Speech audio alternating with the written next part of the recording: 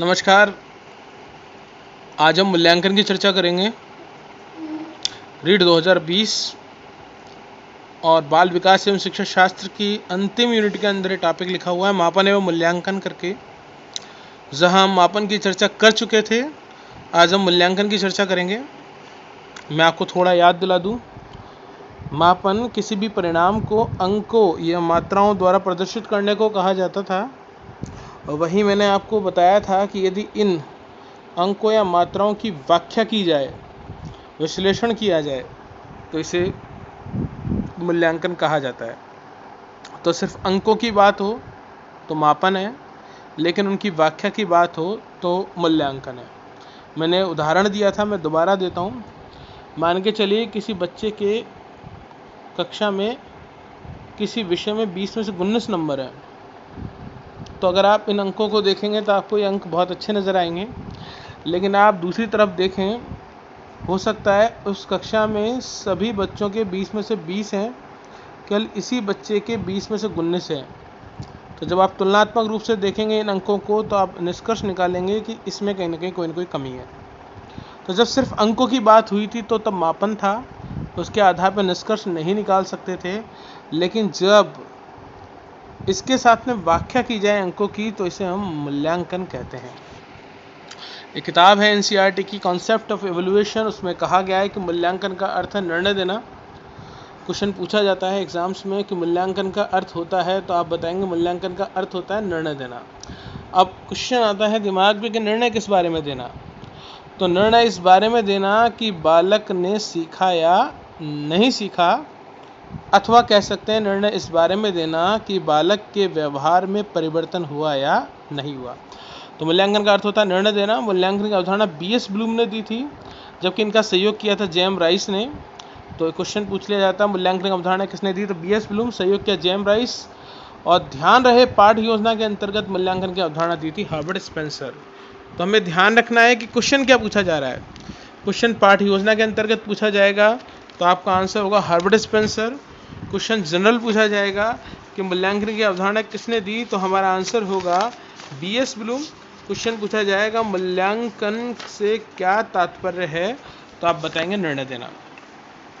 मूल्यांकन दो शब्दों से मिलकर बनता है, मूल्य प्लस अंकन, जहां अंकों द्वारा मूल्यों का निर्धारण किया जाता है।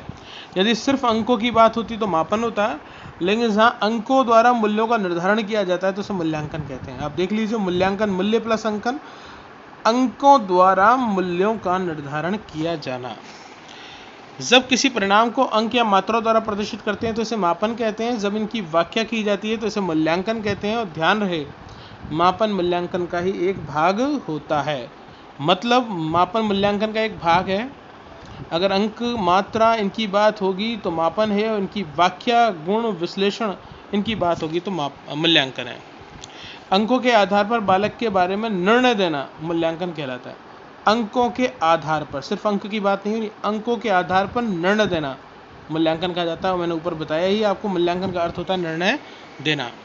कोठारी आयोग ने स्टेटमेंट दिया है, उन्होंने कहा मूल्यांकन निरंतर चलने वाली प्रक्रिया है जो शिक्षण उद्देश्यों से संबंधित होती है तथा शिक्षा प्रणाली का अभिन्न अंग है। अच्छा, एक प्रश्न है बहुत अच्छा, आप ध्यान रखेंगे। एक अच्छा मूल्यांकन आधारित होता है, तो आपको इसका उत्तर सदैव करना है शिक्षण उद्देश्यों पर आधारित होता है।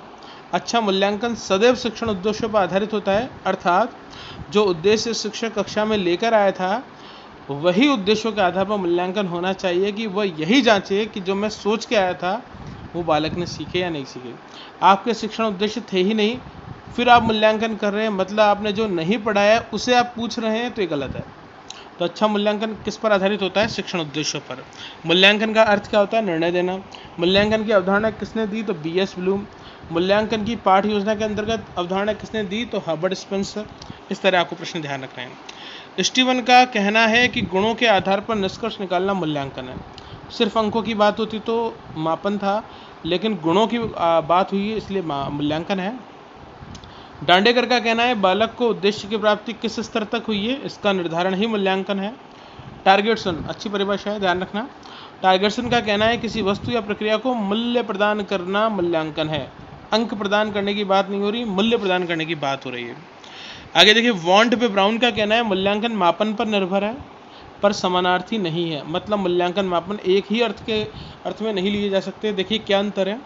मूल्यांकन इस प्रश्न के उत्तर में मापन से आगे है। तो आगे कौन हुआ? मूल्यांकन। किससे हुआ? मापन से। देखिए आगे क्यों है कि प्राप्त मात्रा वांछनीय है या नहीं है। अर्थात 20 में से 19 नंबर वांछनीय है या नहीं, ये सिर्फ मूल्यांकन बता सकता है, मापन नहीं बताएगा। मापन में तो आपको अंकों में संदिग्धता पैदा हो जाएगी, आप कह नहीं सकते इतने ज़रूरी है या नहीं है।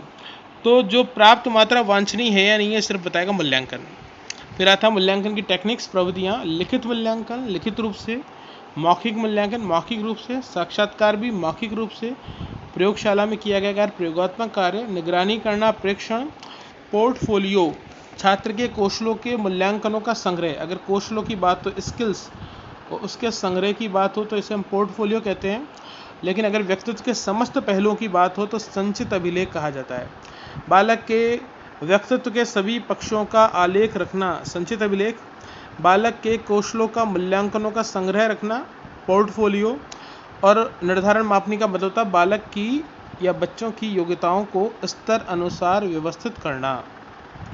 लिखित रूप से मौखिक मूल्यांकन मौखिक रूप से, साक्षात्कार भी मौखिक रूप से, प्रयोगात्मक कार्य प्रयोगशाला में, प्रेक्षण का मतलब निगरानी करना, पोर्टफोलियो का मतलब कौशल का मूल्यांकन या उनका संग्रह करना, संचित अभिलेख मतलब व्यक्तित्व के सभी पहलुओं का आलेख रखना, और निर्धारित मापनी मतलब बच्चों की योग्यताओं को स्तर अनुसार व्यवस्थित करना।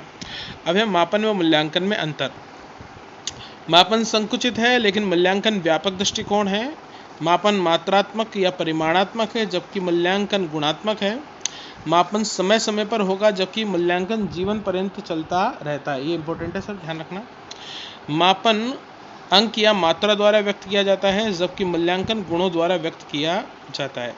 मापन अल्पकालीन है लेकिन मूल्यांकन दीर्घकालीन है। मापन द्वारा भविष्यवाणी संभव है लेकिन मापन द्वारा भविष्यवाणी संभव नहीं है लेकिन मूल्यांकन द्वारा भविष्यवाणी संभव है। तो निम्न में से किस प्रक्रिया के द्वारा भविष्यवाणी संभव है? तो आप बताएंगे मूल्यांकन। मापन मूल्यांकन में से कौन व्यापक अवधारणा है? तो बताएंगे मूल्यांकन है। मापन व मूल्यांकन में कौन गुणात्मक है? तो आप बताएंगे मूल्यांकन है। जीवन पर्यंत चलने वाली प्रक्रिया का नाम क्या है? तो आप बताएंगे मूल्यांकन है। और गुणों के द्वारा व्यक्त किया जाता है तो क्या है? मूल्यांकन है। अब देखिए मूल्यांकन के प्रकार। मूल्यांकन के 2 प्रकार होते हैं। सीटेट के अंदर ये प्रश्न पूछे जाते हैं, सीखने के लिए आकलन और सीखने का आकलन। मूल्यांकन का वह प्रकार जिसमें शिक्षक द्वारा शिक्षण के दौरान जांचा जाए कि बालक सीख रहा है या नहीं सीख रहा, अर्थात मूल्यांकन के द्वारा निदान किया जाए। निदान का मतलब जानकारी प्राप्त किया जाए और इसका कोई लिखित ब्यौरा भी नहीं रखा जाए तो इसे बोलते हैं सीखने के लिए आकलन। मैं समझाता हूँ आपको। शिक्षण के दौरान जैसे मैं पढ़ा रहा हूँ, मैं जानना चाहता हूँ कि बच्चे सीख रहे हैं नहीं सीख रहे, तो मैंने किसी बच्चे से पूछ लिया, बताओ ये जो मैंने इसका मतलब बताया आपको वो क्या है। तो मैंने पढ़ाते पढ़ाते शिक्षण के दौरान ये जांचा है कि मेरी बातें बच्चे सुन भी रहे हैं या नहीं सुन रहे। तो ये बीच बीच में जांचना, शिक्षण के दौरान जांचना और इसका कोई लिखित ब्यौरा नहीं रखा जाता है, इसे बोलते हैं सीखने के लिए आकलन। कि हम आकलन इसलिए कर रहे हैं कि बालक सीखे। लेकिन जैसे मैंने पूरा टॉपिक पढ़ा दिया, मेरे शिक्षण के उपरांत जैसे पाठ्य पुस्तक में पाठ्य वस्तु के बाद के जो प्रश्न होते हैं, पढ़ा लेने के बाद में अगर कुछ प्रश्न अगर बच्चों को मैं दूं कि घर से करके लाना और इनका लिखित ब्यौरा रखा जाता है तो इस तरह का मूल्यांकन कहलाता है सीखने का आकलन। अर्थात तुमने क्या सीखा है इसका मैं आकलन करना चाहता हूँ। तो सीखने के लिए आकलन शिक्षण के दौरान होगा, सीखने का आकलन शिक्षण के उपरांत होगा। अब अच्छे मूल्यांकन की विशेषताएं। पहली विशेषता वैधता, वैलिडिटी। जिन उद्देश्यों की प्राप्ति के लिए परीक्षण का निर्माण किया गया है और यदि उन्हें प्राप्त कर लिया जाए तो परीक्षण को वैध कहा जाएगा। विश्वसनीयता। किसी प्रश्न की बार बार जांच करने पर यदि अंकन नंबर समान आए तो मूल्यांकन विश्वसनीय कहा जाएगा। आगे देखिए स्पष्टता। यदि प्रश्न को पढ़ते ही समझ में आ जाए कि उत्तर क्या होना चाहिए तो एक गुण स्पष्टता कहलाएगा। व्यापकता। यदि मूल्यांकन संपूर्ण पाठ्यक्रम पर आधारित हो तो एक गुण व्यापकता कहलाएगा। व्यवहारिकता। प्रश्न पत्र की भाषा सरल होनी चाहिए तथा प्रश्न पत्र निश्चित समयावधि में पूरा होना चाहिए, व्यवहारिकता कहलाएगा। वस्तुनिष्ठता। यदि प्रश्न का उत्तर निश्चित हो तो यह गुण वस्तुनिष्ठता कहलाएगा। विभेदकारिता। यदि मूल्यांकन के द्वारा छात्रों का वर्गीकरण किया जा सके, उन्हें बांटा जा सके तो यह गुण विभेदकारिता कहलाएगा। आगे देखिए मूल्यांकन की विशेषताएं। मूल्यांकन गुणात्मक है, आपको पता है। मात्रात्मक होता तो मूल्यांकन नहीं होता, मापन होता। आगे देखिए, मूल्यांकन प्रेरणात्मक है, क्योंकि हमें इससे पता चलता है हमारी प्रगति कितनी हुई है, तो आगे बढ़ने की प्रेरणा देता है। मूल्यांकन निदानात्मक है, क्योंकि कमजोरी का पता लगाया जाता है। मूल्यांकन उपचारात्मक है, क्योंकि यह हमें कमियों को दूर करने के लिए प्रेरित करता है। मूल्यांकन सामाजिक है, सामाजिक का मतलब है कि मूल्यांकन के द्वारा हम तुलना कर सकते हैं, इसलिए मूल्यांकन सामाजिक है। और मूल्यांकन विकासात्मक है, अर्थात हमें मूल्यांकन आगे बढ़ने के लिए प्रेरित करता है, क्योंकि इससे हमारी प्रगति का पता चलता है। इस तरह मूल्यांकन को पढ़ा जाता है। मैंने कोशिश की है समस्त टॉपिक्स को, इस टॉपिक के समस्त पॉइंट्स को इसमें इंक्लूड करने की। आप इसे पढ़ें, आपके जो भी समस्याएं हैं उन्हें आप कमेंट में लिखें, उनका जवाब देने की कोशिश करूँगा।